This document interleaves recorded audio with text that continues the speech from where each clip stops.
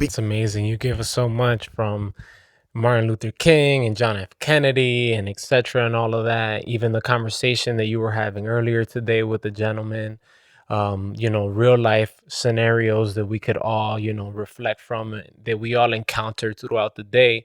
Is there anything that you've also maybe in your life you've experienced similar to this idea of that's possibly a skewed understanding of snakes in the grass or things like that? Is there anything else that you've encountered, like these sayings that we particularly use as a society, where you feel like at its core is flawed in any way? Of course, for me, it's fitness. Everyone says, "Oh, fitness has to be hard. Oh, fitness. If you're not in pain, you didn't work out. If you're not hurting, you didn't do it right." We think that that's a misconception. The idea is to create habits,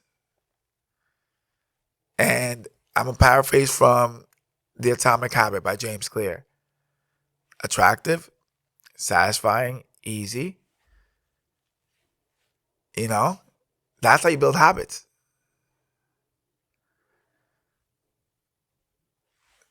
So our understanding is that fitness is a habit. Fitness is a process. But what happens when the process is easy, it's done correctly, then it can be enjoyable. So when people learn that their fitness is actually enjoyable, when you change their perspective and their view on it, then people can actually develop the habits of being fit and take it further. When people learn that it's a lifestyle. See, everyone has that misconception that they think that they have to fit fitness around their life. No.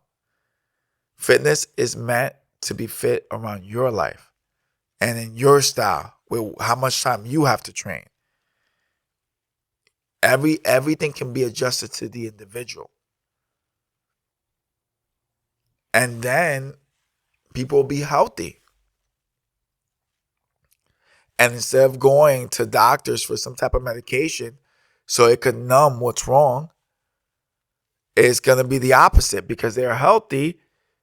Their body is going to be strong enough. This immune system that we have it's incredible. As a matter of fact, this whole thing, right? This body of ours, this mind, this heart, everything, it is the greatest creation on earth. Like the mechanics of it, the idea of your consciousness, the idea how there's civilizations of cells inside of you, like this energy, because you can say we're stardust, like how we communicate, like words and meaning, and how we developed all that, like outer engineering, inner engineering, like this structure right here, it's fascinating. For us, fitness is our conduit, but for me, it's about this whole structure. The ultimate skill you can have in life is self-mastery. Number 2, communication. Number 3, discipline. You combine those three and it's incredible, because now you're talking about character, you're talking about competence, and imagine human beings at that level. But that there's such a misconception of fitness, and fitness is the preventative of medicine. It's the preventative. But you don't see ads on that. You don't see advertisement on that. I go to a doctor and the doctor's like, all right, here you go. This is what you take. This is going to numb the pain. It'll make it go away. But if our bodies are constantly deteriorating, why would they not more say, hey, you need to start exercising? Hey, do you understand that if you do strength training, right, and you build muscle mass, you're going to have more energy. Your body's going to be stronger. Your immune system's stronger. You build better bone density. But instead, you get a medicine and then you already have a deteriorating body. So why would you want to numb what's wrong? So that just means that every single time I feel this, I'm going to come back. You're going to numb it. And it's only going to get worse and worse and worse. As in, supposed to the idea of, hey, teach me about nutrition, teach me about physical exercise, and it'll never come back. How many people have been told, hey, your shoulder will never work the same again, or your knee? Well, and I'm speaking from experience. One of our students here, he came in with this truth. My shoulder, my knee, never be the same again. They're messed up. I need you to be real careful with it. You know, like my doctor, my physical therapist, they said it's no good. This guy squats 225. He was doing 155 shoulder press the other day. It's better than mine. But what about if I didn't challenge him? What about if I let him accept that truth? What about if we never meet? Who's going to take care of him like that? So the rest of his life, the rest of his existence, he was going to have to live at a handicap when that wasn't the truth? So somebody prescribed something that wasn't truth? It's horrendous. That's why we do the work we do. Because the idea is to make healthy, happy, confident human beings that inspire everyone around them. But that's the biggest misconception I see. Health. You don't need a million pills to get your vitamins and minerals. You just need to eat some whole foods. You don't need an ankle brace or a knee brace or these other things that they're prescribing to you. You just need to strengthen your muscle mass so it can help your joints and your simple. But just because it's simple doesn't mean it's easy, and just because it's easy it doesn't mean it's simple. The idea is that we want to educate as many people as are open to it. Because that's so powerful. It's also when people are ready.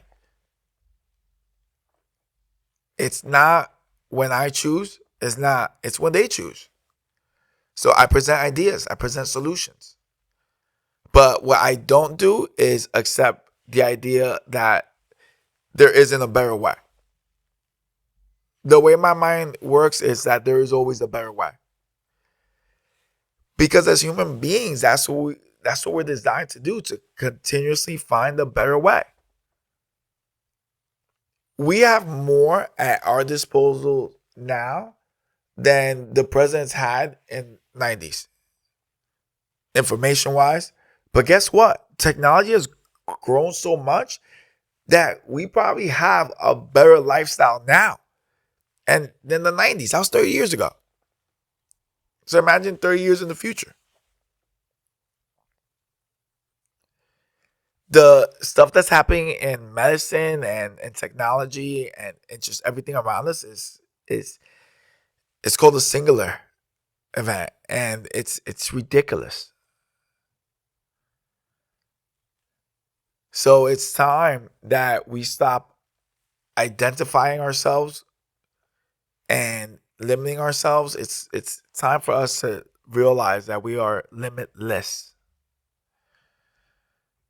For example, what do I mean by that? If I were to say I'm a gym owner and that's my identity, that's limited. If I were to say I'm an author and that's it, I'm limiting myself. I am whatever I need to be. I'm Juan Vargas. My belief is that whatever I decide and choose to do, I can do.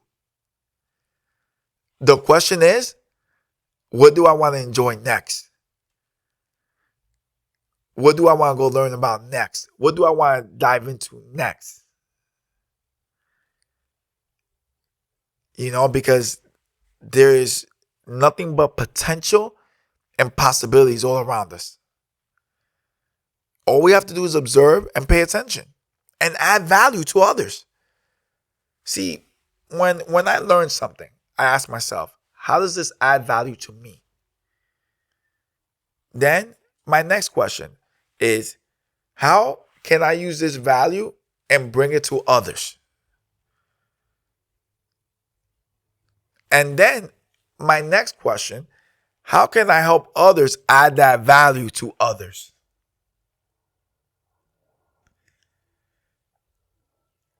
Because that's what life is about. It's about adding value. So I'm the kind of human being that if you grab my attention and you ask me a question or you ask me for advice or guidance, I stop and give. And this is what I mean about being limitless. I don't stop and say, hey, I have this life, so I don't have time for this. The opposite. I just give.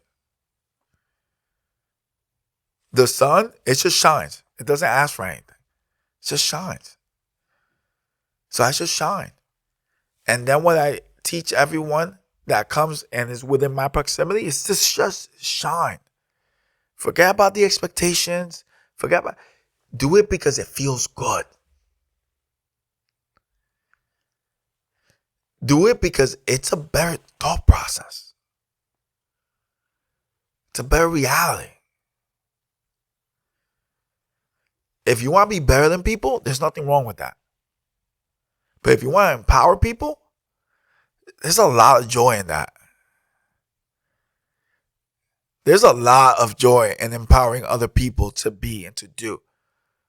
And there's even more joy when you do that unconditionally, not for something. Do it because just to do it. Do it just to do. So often we find people, oh, I'm not going to do something for that individual because if I'm not going to get something out of it, what's the point? Why am I going to spend my time to do it? Why is it that I'm going to go and do that? It doesn't make sense. It's not the thing to do. The thing to do is to actually go and empower them, to give them more. But if I'm not giving them more, then what's the point? If I'm going to see that human being and I know I can add this and it's going to be a potential to them, why would I not? But so often others, if they can't receive something out of it, I'm not going to do that. I'm not going to give them that information. And ultimately, what we are as human beings is information. So why not share what you've collected? Just share it. But instead, people feel so threatened of what someone can be. Or like, oh man, they're going to get a leg up on me and maybe I'm not going to be relevant no more. But the reality is, right, it's that if anything, you're going to be more relevant. Because you were the one who caused that to happen. And this is the best part. It's not about being validated for it, or it's not about receiving credit for it. It's more that you know, I helped do that. Wow. And that's the way.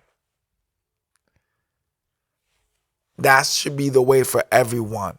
Giving just to give. Helping others just to be more than they are. And see what kind of world we'll be living in. See if it doesn't empower everything to be better. But ultimately is people wanting hierarchy and control and recognition and validation. That's what stops us. Because someone wants to say, I have power over this.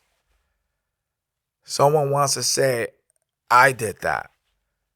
Someone wants to say, I control that environment. Someone wants to say, oh, it's the way I say. I say all the time, at Give Fitness, we don't have a hierarchy. We have conversations and collaboration. It's not about the I, it's about the we.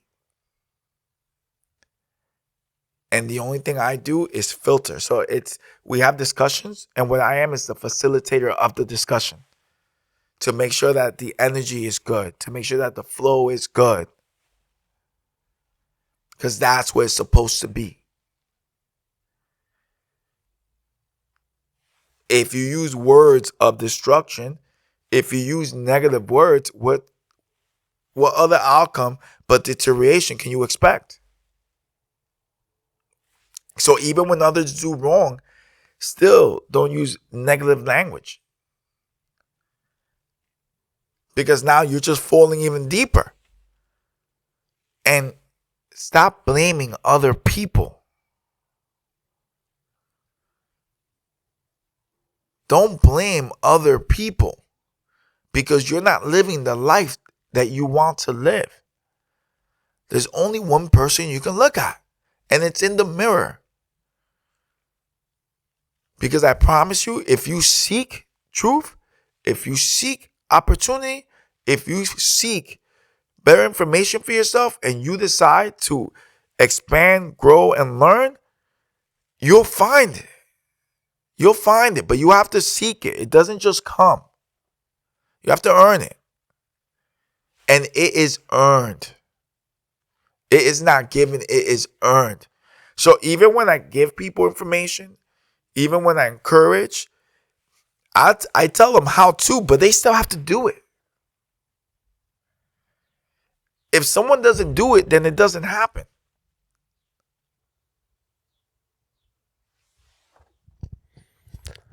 That's amazing. We are what we believe, everyone.